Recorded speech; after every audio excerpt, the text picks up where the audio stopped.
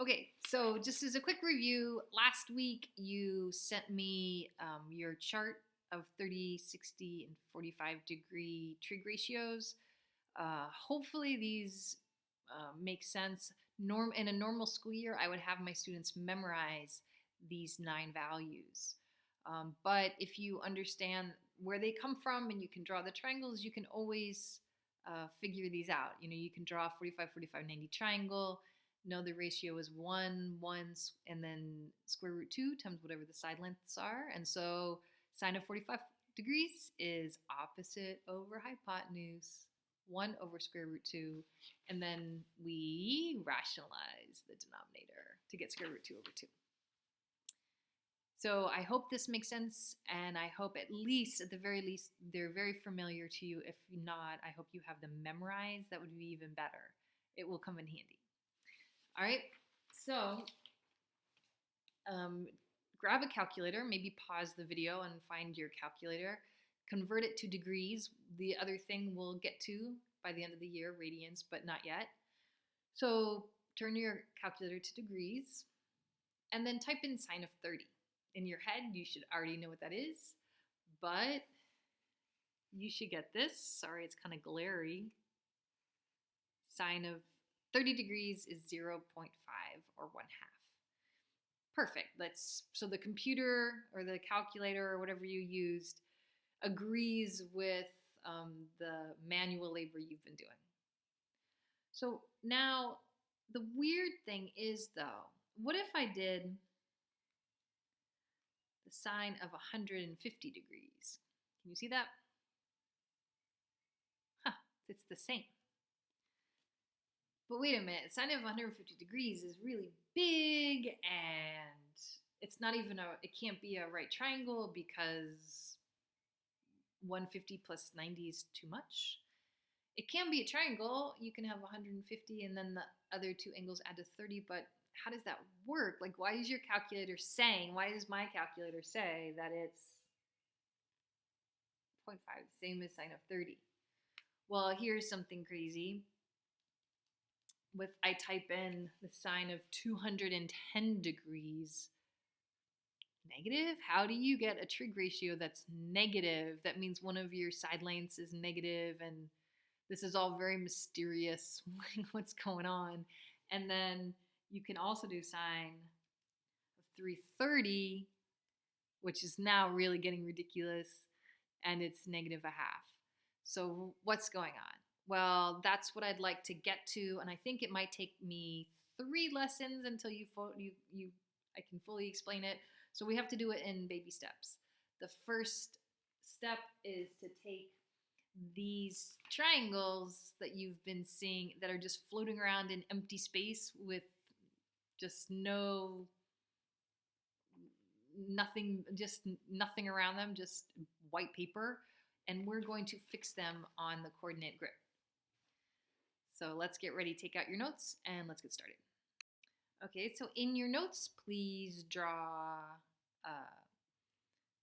your X and Y axes and clearly label your origin, 0, 0. And I'm going to review a few vocabulary words. If you don't know them in English, please write them down.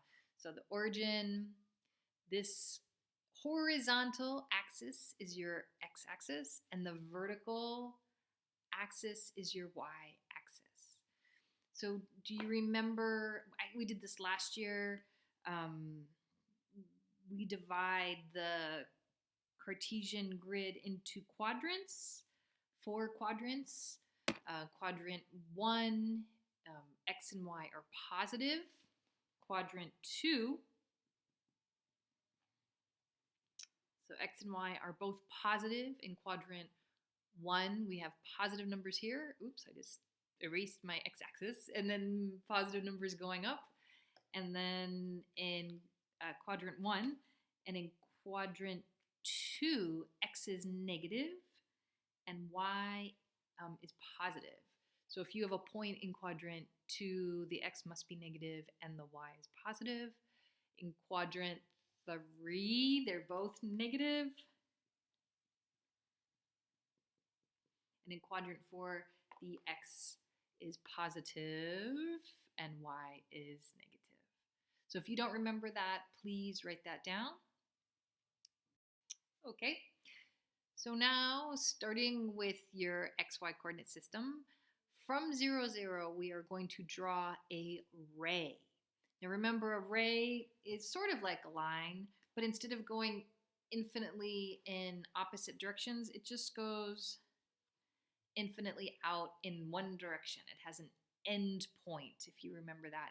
And for our purposes, for what we're going to work on solving this mystery of why sine of 330 degrees is negative 1/2, we always have the ray at the origin.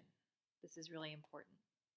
So the ray starts at the origin, and then it just shoots out like this, and it can be down here, it can be in quadrant 3, it can be in quadrant 2 or quadrant 1, but it always, it's like the hands of a clock. It's always right in the center of our grid. Okay? So please put this into your notes if hopefully you have your math notebook at home. If not, start a new one. So what this is officially called is putting angles into standard position.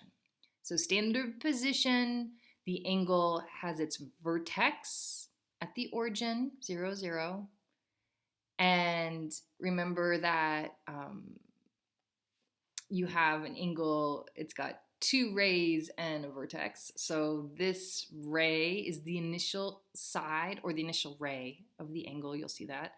And then this is called the terminal side of the angle or the terminal ray of the angle. And usually you'll see, instead of x, for an unknown, we use the Greek letter theta, traditionally for the degrees. It's kind of standard. Not always, but you'll see that. So please write this into your notes and make sure you're familiar with those vocabulary words. So I made something to give you a more dynamic idea of how this works, how angles in standard position works. So you can see here, it does kind of look like a clock. I made a circle to make it look like a clock. But the difference is I drew the initial ray in magic marker because that side does not move. That side stays. And then this one I put on cardboard, and this is what moves around. This is the terminal, oops, almost broke it, the terminal ray of my angle in standard position. So again, the vertex is at 0, 0, initial ray stays fixed, terminal ray. Now I did this partly to show you some directionality. So here we have an angle, this is actually angle 0 because the terminal ray is on top of the initial ray.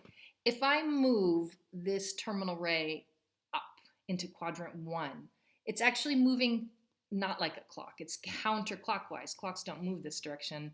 That is a positive angle. So when I lift up into quadrant 1, maybe that's 45 degrees, that's 90 degrees. And you can kind of think about it because quadrant 1, both x and y are positive, excuse me. So that's maybe a way to think about it. So from here, positive angles, 90, positive 180, positive 270, positive 360, back to the beginning. Which brings up an interesting point. Doesn't that look just like our angle 0? Well, as you can imagine, because you can spin this thing, I almost broke it again, because you can spin this thing around, you're going to get different names for the same position. So that can be 90 degrees, or you can add 360 and get 450. These are called coterminal angles.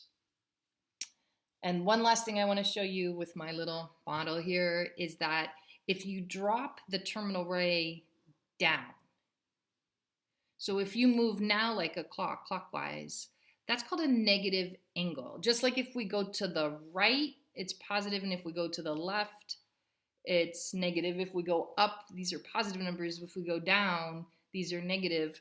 With our angle in standard position, if we lift the terminal ray up, that's a positive angle, and if we lift it down, that's a negative angle. So we're going clockwise now. This is negative 90 degrees, excuse me. From here to here, it's negative 90. That's coterminal with 270 degrees. Positive 270 degrees is the same position as negative 90. So because this is a bit awkward to use, I have the next two videos. I'm going to switch to my computer screen. I have two applets, and in your Pear Deck activity for this week, you'll actually use these applets too. And I hope this is helping. Thanks, guys. So here I have a really nice app that I just made this in GeoGebra. So here is my initial side of my angle. There's my angle, and then there's the ray, which is the terminal side. So I can keep this in quadrant 1, and in quadrant 1 I have 0 degrees, and then I go all the way up, and I hope you can see what's happening. We can go all the way till 90. I overshot it a little bit there. There's 90 degrees right angle. If I have an angle more than 90 degrees, now here I'm going to go into quadrant 2. And I hope you can see that that's going to be angles between 90 and 180 degrees. Overshot it a little bit. Pop right there. And then that's quadrant 2 from 90 to 180. Quadrant 3 is 180. Do you know what it is? What's halfway between 180 and 360? If you were thinking 270, very good. And then quadrant 4 is the angles between 270 and 360. So that last screenshot was an app that I just used GeoGebra to make. But this, somebody else made. Here's the website if you'd like to play around with it.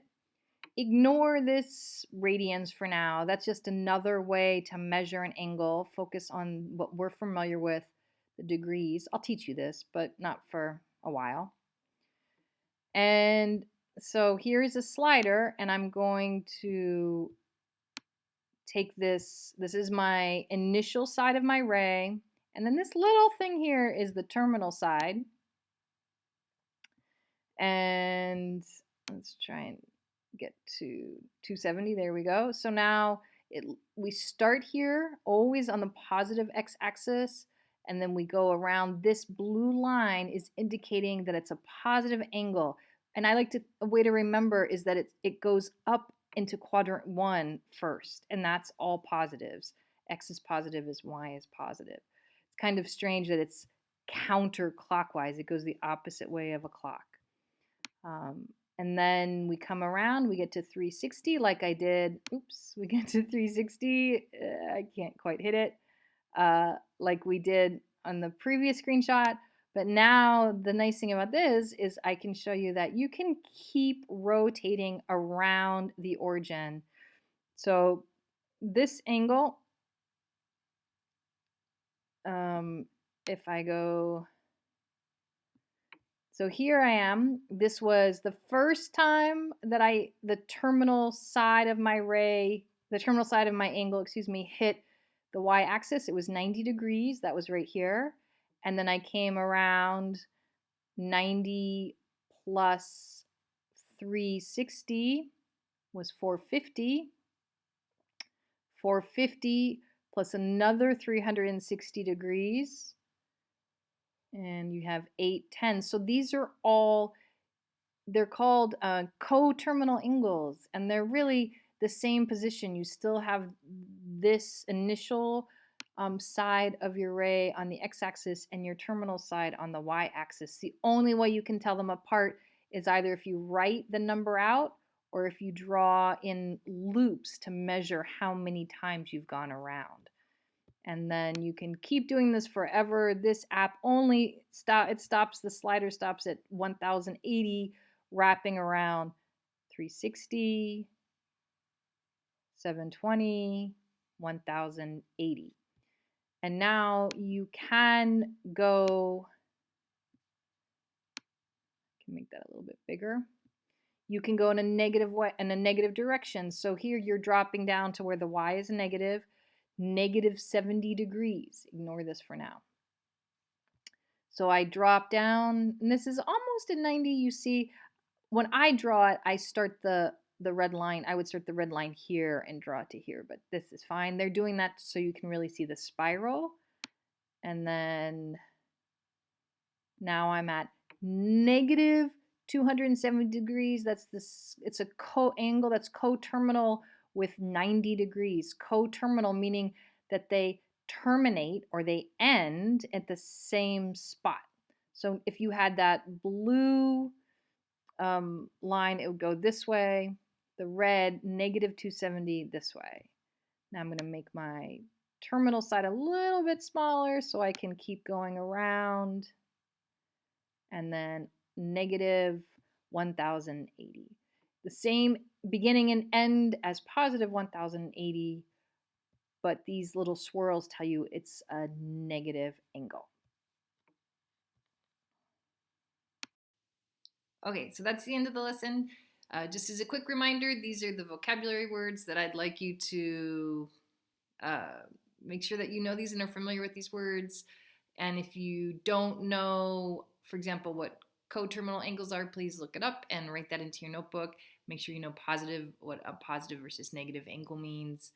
And then you'll practice this in your Pear Deck activity this week. Good luck, everyone. Email me if you have any questions, and thanks. Hope everyone's doing well.